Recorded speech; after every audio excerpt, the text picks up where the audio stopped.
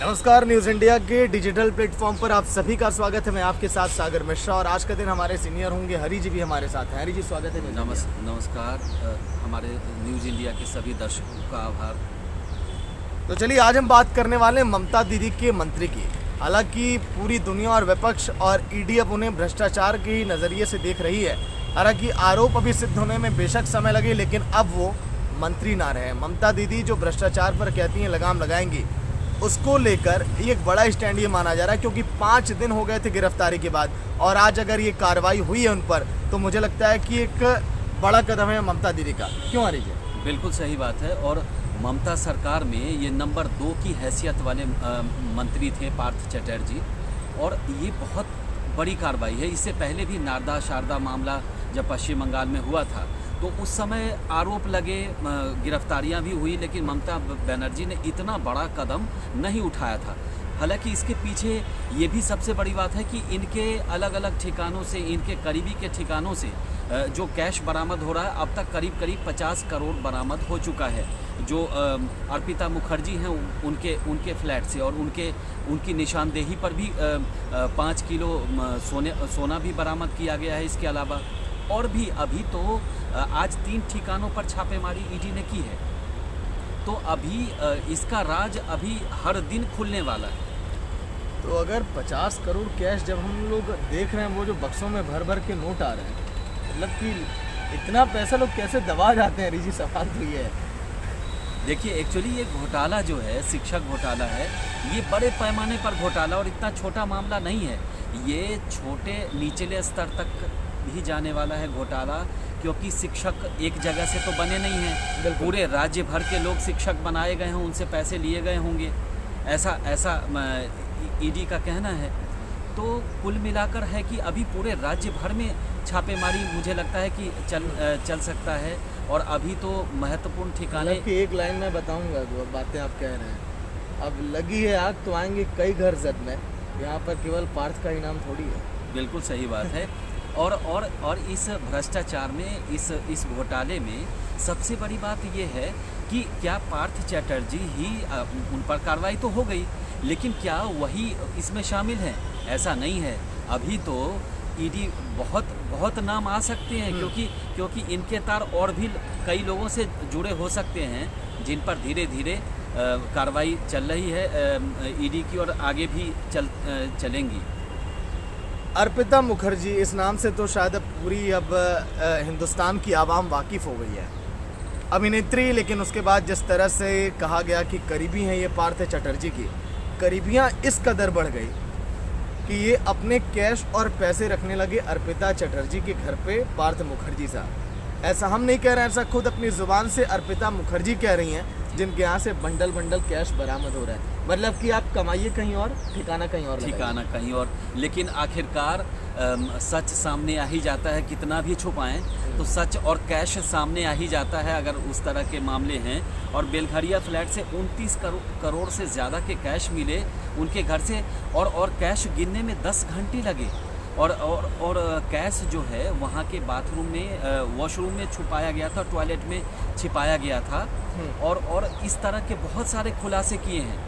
और सबसे चौंकाने वाली बात है कि वो 40 पन्नों की डायरी में और किस किस का नाम है, ये ईडी ने तो अभी कुछ पन्नों के आधार पर कार्रवाई की है, लेकिन आगे देखिए कि और कितने लोग जुड़ते जाएंगे इसमें, कितने लोग सामने आते जाएंगे। लेकिन आज सुबह से ही लगातार चर्चाएं थी कि शाम 5 बजे ममता बनर्जी एक बड़ी बैठक करने वाली हैं। हाँ जी। अभिषेक भी उसमें शामिल होंगे, जो देखिए फिलहाल प्रदेश अध्यक्ष हैं, जो महासचिव हैं टीएमसी के। तो क्या ये पहले ही अंदेशा लग चुका था कि हाँ, पार्थ चटर्जी के खिलाफ एक्शन अब लिया जाना है? क्योंकि 5 दिनों से कहीं इस तरह की नाम बैठ के देखे थे ना, तो बड़ी खबरें हम देखे थे। और तो और ममता बनर्जी पर सवाल देखिए इसलिए भी खड़े होने लगे थे कि पार्थ के खिलाफ एक्शन वो क्यों नहीं ले रही हैं, क्योंकि कुछ दिन पहले उन्होंने शहीद दिवस पर एक बड़ी रैली का आयोजन किया। उन्होंने कहा कि मोदी सरकार की भ्रष्टाचारी नीतियों पर हम हल्ला बोल रहे हैं, हम प्रदर्शन कर रहे हैं। वो सोची कि कहीं ऐसा ना ये रैली जो है हमने किया हमारी पर ही भारी पड़ जाए और जो हमारे ही मंत्री हैं वही सब भ्रष्टाचारी हैं। देखिए, इस सरकार, ममता सरकार पर आरोप पहले भी लगे नारदा घोटाले में, और भी इनके कई सारे मंत्री पर आरोप लगे, कई विधायक भी उसमें फंसे थे। लेकिन सबसे बड़ी बात है कि इस बार तो आरोप ही नहीं है, इस बार तो कैश निकल रहे हैं और बोरियों में निकल रहे हैं कैश। घर में से इतनी बड़ी तादाद में 50 करोड़ से ऊपर के तो मामले सामने आ चुके हैं और कैश दिख रहा है। तो इस बार कहीं ना कहीं ममता बनर्जी खुद ही प्रेशर में है कि और इसीलिए जल्दबाजी में फैसला लिया गया जी।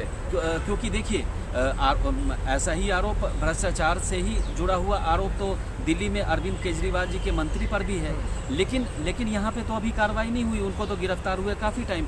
लेकिन ममता बनर्जी इस बात को लेकर जल्दबाजी में इसीलिए थे कि ये कहीं ना कहीं उनको मंत्री जिस पर भ्रष्टाचार के आरोप लग रहे हैं पार्थ चैटर्जी पर, उसको बचाने का उन पर आरोप तो नहीं लग रहा और ये चीज़ें जनता तक तो नहीं पहुंच जाएगी, इसीलिए उन्होंने जल्दबाजी में फैसला लिया। तो चलिए पार्थ के बारे में आपको बता दें, सबसे सीनियर लीडर ये माने जाते हैं टीएमसी के। सन 2011 से लगातार देखिए मंत्री पद पर हैं। सन 2006 से लगाए 11 तक बंगाल में ये नेता प्रतिपक्ष भी रह चुके हैं। अंदाजा आप लगाइए कि कितने बड़े ये चेहरे रहे हैं बंगाल के।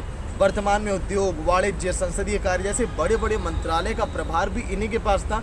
इससे अब आप अंदाजा लगा सकते हैं कि कितने करीबी थे ममता के। बिल्कुल सही बात है। ममता बनर्जी जो भी नीतिगत फैसले लेती थी तो उनके बाद नंबर 2 की हैसियत में पार्थ चैटर्जी ही थे। और बहुत सारे जो पार्टी के अंदर गतिविधियां चलती हैं तो एक मुख्यमंत्री के अलावा उन सब की उनको जानकारी होती है और हर तरह के मामले, हर तरह के फैसले में ज़्यादातर हम लोग नंबर 2 की हैसियत का जिक्र कर रहे हैं तो दर्शकों को ये तस्वीर भी दिखा दें। ये देखिए आप, ये ममता बनर्जी हैं, साथ में पार्थ बगल में बैठे हैं। आप अंदाजा आप लगाइए कि कैसे नंबर 2 की हैसियत और कितने करीबी है। और जहाँ भी आपको किसी भी सभा में चाहे किसी कार्यक्रम में अगर ममता बनर्जी दिखती हैं तो सीएम के साथ ही ये भी दिखते थे। तो कहीं ना कहीं इनके बहुत सबसे करीबी पर जो कार्रवाई हुई है, इसीलिए कहीं ना कहीं ममता बनर्जी को लगता है कि जिस भ्रष्टाचार को लेकर के वहाँ बंगाल में बैठी मोदी सरकार को कोसती थी, आज उसी आरोप में वो खुद फंस गई हैं और पूरी दुनिया को देखने और दिखाने के लिए इतने नोटों के बंडल हैं। तो कहीं ना कहीं वो ये नहीं कह सकती हैं कि ये बंडल उनका नहीं है, चाहे हमारा इससे कोई लेना देना नहीं है, हमारे मंत्री का कोई, ऐसे तो वो कह नहीं सकती हैं क्योंकि इसमें तो कैश दिख रहा है। तो अच्छा देखिए, एक चौंकाने और हंसाने वाली रिपोर्ट आ रही है, जो दर्शक सुनेंगे हंसेंगे। अर्पिता मुखर्जी पर 12,000 मेंटेनेंस था, वो बेचारी 12,000 नहीं दे पाई, लेकिन 50 करोड़ की कैश मिल गया। अंदाज़ा आप लगाइए। ये तो सरकारी कागजों में कुछ और दिखाया जाता है और इस तरह के लोग अपने आप को ऐसे दिखाते हैं कि इनके पास तो मेंटेनेंस के पैसे ही नहीं है और उन्हीं के घर से, उन्हीं के ठिकानों से, उन्हीं के कहने पर, उन्हीं की निशानदेही पर 50 करोड़ से ज़्यादा के निकलते हैं। 5 करोड़ का तो गहना निकलता है, सोना निकलता है। तो ये सब हाथी के दांत दिखाने के कुछ और, खाने के कुछ और, जो कहावत है वही है। ऐसे लोग पे लगते हैं। अच्छा, जब शादियां होती हैं आपके घर में तो बड़े बड़े बक्से में सामान भर के जाता था आपके ज़माने में, जब आपकी शादी हुई होगी। ये वाला इसी तरह का बक्सा रहता होगा मेरे ख्याल से। और देखिए, अब इस तरह के बक्सों में अगर नोट अगर भर के अगर ले जाए तो अंदाज़ा आप लगाइए कि रकम कितनी होगी, क्योंकि आपने पहले ही बता दिया 10 घंटे लग गया गिनने में। ये बक्से जो है ये खरीद के ईडी की ओर से मंगाया गया होगा, क्योंकि बक्सों में तो पैसे रखे नहीं हुए थे। उन्होंने पहले उनको गिना है प्रॉपर मशीन से, उसके बाद बक्से में रखा गया है, उसको सील किया गया होगा और फिर जो ईडी जहाँ पर उनको सुरक्षित रखती है वहाँ पर ले जाया गया होगा। तो कहीं ना कहीं कैश किसी और का और खर्चा तो ईडी ने ही दिया होगा। तो और इतनी बड़ी रकम है, इतनी बड़ी तादाद में रकम इनको बरामद हुआ है, तो उसको सुरक्षित जगह ले जाने के लिए तो बक्से की ज़रूरत तो पड़ेगी।